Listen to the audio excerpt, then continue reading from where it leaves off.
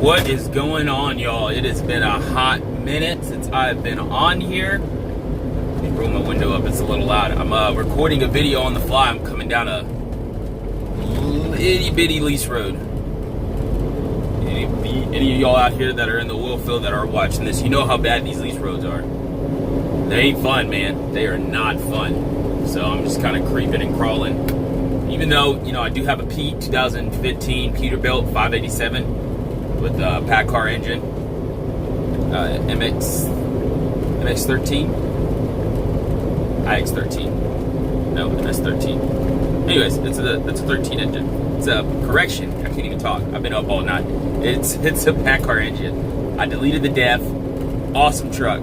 This is a beast of a truck. I love this truck. People can talk, you know, all kinds of smack about, you know, oh, pack cars are horrible. Man, you delete the def in this pack car, man, I got more horsepower. I'm getting, like, even loaded. I don't like to rush out here, and I still get pretty good loads and stuff, which I'll get into that in a minute. And I'm still getting like 5.8 miles to the gallon. Unloaded, I'm getting like anywhere over 6. So, especially out here, there's a lot of deadhead in the oil field. You know, you're picking up sand, so it's good to place your truck next to the same place. Once you can get into a routine, and that's, I'm going to drop some knowledge on you, on y'all, guys and girls. So, if you get into a routine with whatever sand company or whatever oil company, whether that be water or whatnot, try to place your truck where you're going to be loading at, you know? So when you wake up, you've got everything. Once you get off or once you're done with doing whatever you're doing, go ahead and go to the store, get your ice and your cooler. I do have a fridge. I got to replace the fuse. Actually, I got to figure out what's going on with it. It's not cooling, but I got to take care of that later. I got my Yeti cooler, get my ice. I got my cup of water. I get ice in that, get everything that I need. And I pretty much camp out next to the well. I'm maybe 10 minutes away from the well side. I'm in a dumped off little spot. I also have good internet service, so I'm able to Netflix and chill and just kind of do my thing. And place your truck to where it's going to be, because there's a lot of deadhead. So you want to try to minimize that as much as possible and be ready for those lows and maximize your time out here. But yeah, so enough about my rant, going down a lease road. So far, so good. Been up all night. Doing pretty good so far in the sandbox. It's time turns over Sunday every week. So Sunday at midnight starts a new time slot. It's now Monday morning, and I'm already at like 6 loads. So doing pretty good. Now I'm gonna run all freaking day, or I'm gonna run for a couple more hours. So I'm thinking I should get about 8 loads so far, and it's only Monday, and I still got all week. We've got a ton of wells that we're running. Been to 3 of them, 3 different wells so far. So far so good. But yeah, that's what's going on here. But just a quick update. I'm probably gonna lease. I'm about to get my own authority, and the reason I haven't gotten it a lot sooner is because they're out here in the Oilfield, and if you're running under your own authority, is they want something called an excess on your. You still got your general liability and all that stuff. Your cargo insurance, of course, but you needed an access, and the reason why is because some goober nut ended up backing into one of the bins. It was like one of those, if you've blown down before. I backed in. I've gone to one Slumberjay has. It was the only place that I've blown down on one. But it's like a bin. It has like 5 different compartments, and you're able to hook up to each compartment. Well, anyway, somebody ended up backing into one, puncturing it, and just ruined the whole production for 5 days, costing that company $5 million. $1 million a day. So all the oilfield companies out here want you to have a minimum of $5 million access on your insurance. It is not cheap. I was able to get my insurance quoted out at 17 and some change. Once I added that access on there, it jumped up to almost 21. But I was able to get it by the grace of God. God is good. I was able to work something out, and I was able to secure it. Right now, what I'm waiting on is a flatbed trailer, specifically a step deck, so I can actually put brackets. There are brackets that these sandboxes are attached to, and I don't want to build anything into my step deck trailer, so I'm just going to attach that bracket and then put my boxes on that bracket, and I'll be good to go, ready to roll. Chain it down. Done. Also, I'm starting a flatbed and over-the-road division. Probably some sandboxes from the beginning. Flatbed. I know this is a bad time to get into it, but it's now or never. Reason being is because Oilfield's up and down, so I always want to have something to fall back on. And if I'm running under my own authority with this company, they're able to, double dip, flip-flop back and forth, because it's your company. It's your authority. You work whenever you want, man. You're your own freaking boss. So that's one of the things that really, appealed to me about doing that, is because I'm tired of people telling me what to do. I want to control my own destiny, and I want to do it. A lot of people are getting into this. I look a lot at Still Swinging TV and Manny's Movement, Manny's Logistics. Check him out. Manny Trucking. Check him out. But check both of those dudes out, man. They're very knowledgeable. And one of the reasons that kind of helped me make that switch, but not only my own research that I've done, I've actually called brokers and just like straight up talk to them and like, hey, how's the market? Like, they usually have a couple minutes. I like to call them like later in the day. Usually have a couple minutes, and they'll shoot straight with me like, yeah, the market's doing pretty good. This, that, and the other. So I'm like, all right. But, you do that on your own, because what works for me, it may not work for you. So that's something you've also got to keep in mind. But it's working. It's going to work. It looks like it's so far working for me by the grace of God. God has been good. He's put me in this situation, gave me this fire, this desire, and I'm gonna send it. So yeah, that's where we're at. That's the update. Company is doing good. If you want, you can message me. I'll put my link in my email in the link below, the description below. You can message me, and I'll be more than happy to tell you the company. I'm not going to sugarcoat it, but so far they're up and down. But when they're running, they're running. Like, I just left a well, and man, I already got a load back to back. So it crazy. So like, you just got to go, man. Also, this company that I do work for, they take nothing but owner ops. So keep that in mind. You own your own trailer, truck and trailer, and a chassis, man, come on out. If you don't, you need to get with somebody or try to get your own truck and try to hop out here. I'm leasing. I'm actually buying my truck through a lease purchase program. When I bought this truck, I really didn't know. I didn't know it was leased. I thought I was actually buying, but I'm leasing it. I'm going to end up keeping it. It's like a $3,000 payout at the end of it, which that's fine. I really do like this truck, and I'm going to keep it. It's got my blower on there. I've got a 1080 Tuthill. Great blower, great truck. This truck is awesome, and it's comfortable to live in, comfortable to sleep in, and that's just kind of what I'm doing. So I can't complain. I cannot complain, but definitely try to get your own truck or link up with somebody that owns a truck and try to bring it out here. I'd say, because it's so up and down, try to buy your truck outright if you're coming out here to these oil fields. You don't need.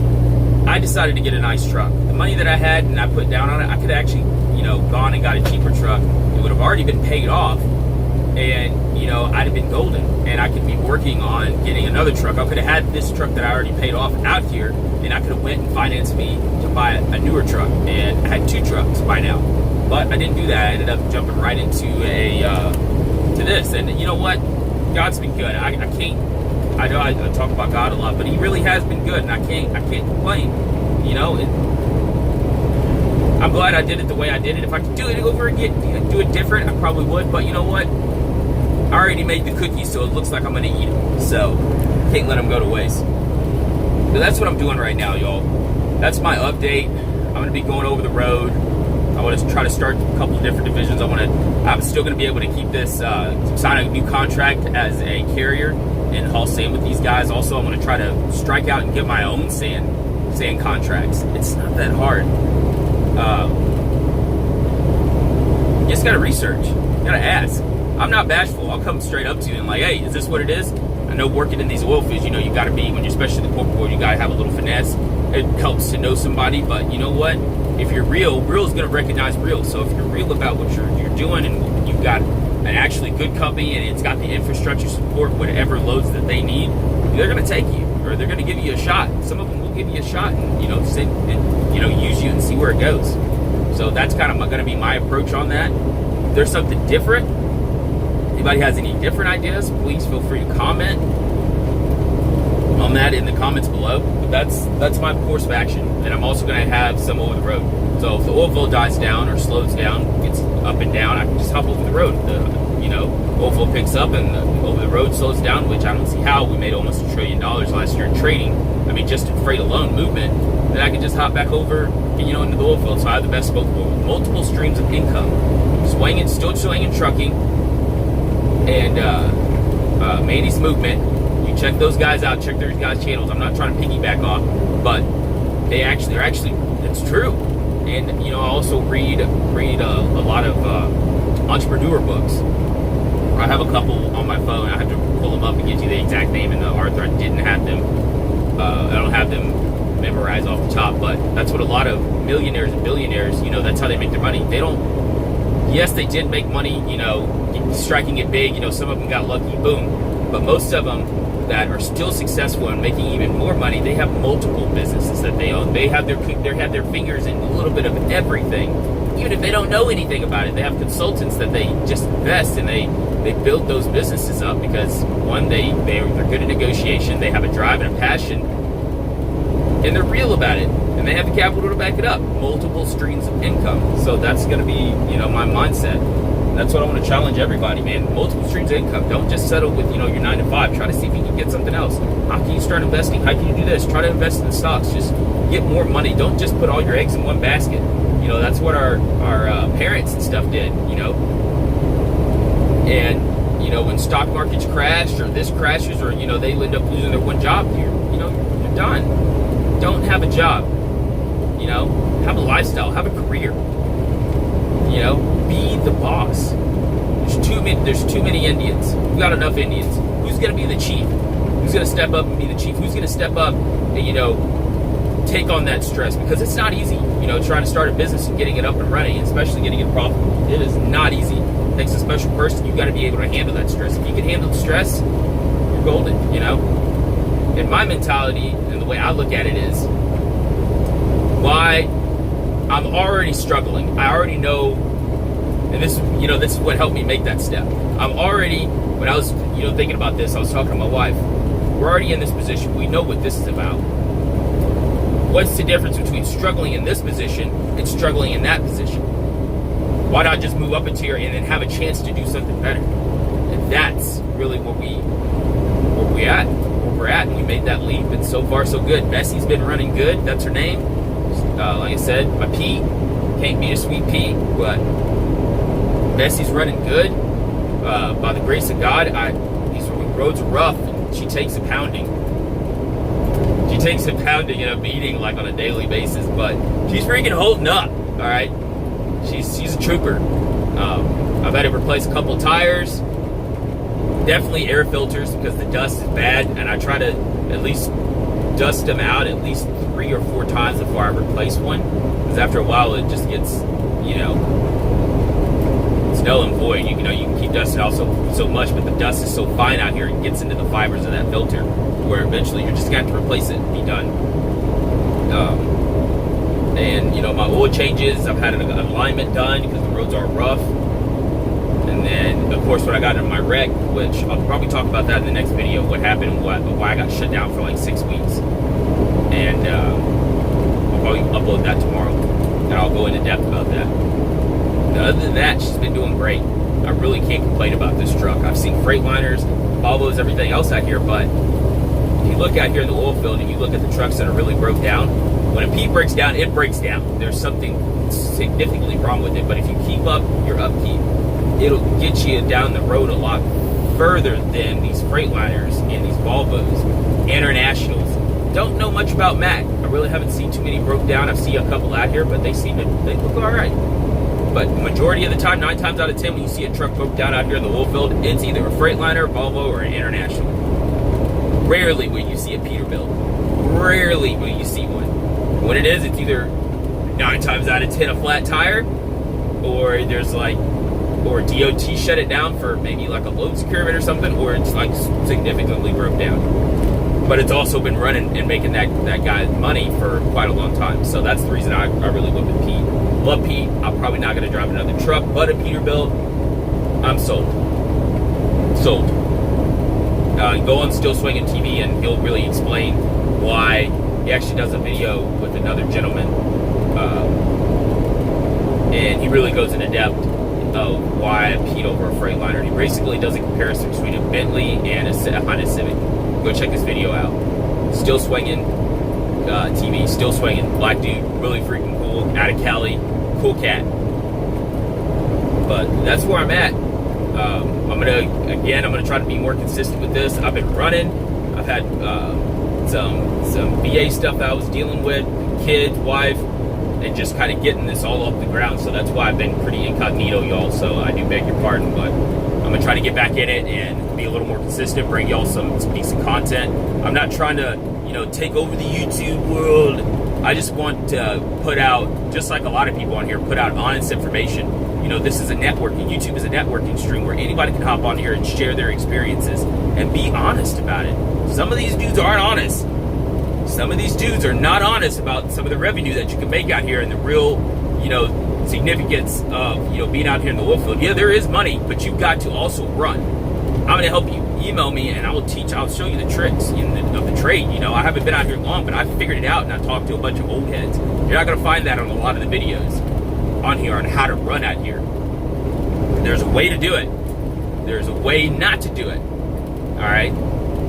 Everybody works a little different. I'll also go over that in the next video on how I do it.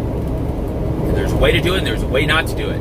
And the way to do it to make the money, a lot of people aren't comfortable with that, You got to run hard. It's not comfortable. It's not going to be the most glamorous life being out here, but you got to keep that in mind. You're out here. Why are you out here? You're out here to make money. You're not out here to look, look at me, I'm looking good. No, you're not out here for that. And a lot of dudes, if you see a lot of these truckers out here, you'll know the ones that are about it and the ones that aren't. That are just out here joking and smoking and joking because they won't last. You gotta get it. You're gonna live in this truck.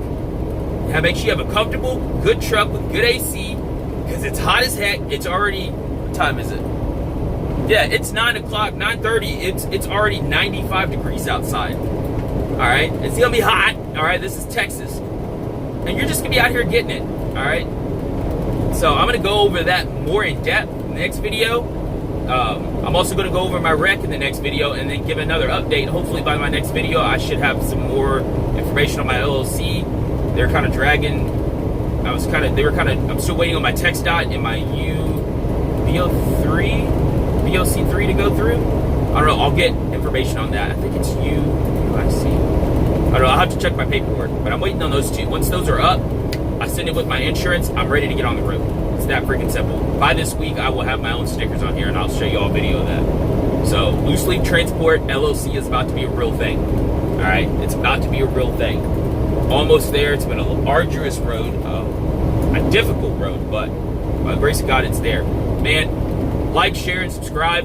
I'm signing off. I don't want to make these. I need to work on making these videos shorter. I'm going to probably have a checklist so I'm not rambling. Get excited and my mind just starts going.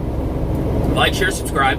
If you have any questions, email me or leave a comment and below. I'll get back with you as ASAP because I am out here moving. And man, just know what you want. Remember, a dream without action is merely a dream. A dream without action is merely a dream. Y'all keep that in mind. You want something? Get it. Take it. It's not going to be given to you. Nothing in this world's for free. I'm signing off. Y'all be good. Stay safe out there. Drive safe. I'll talk to y'all later.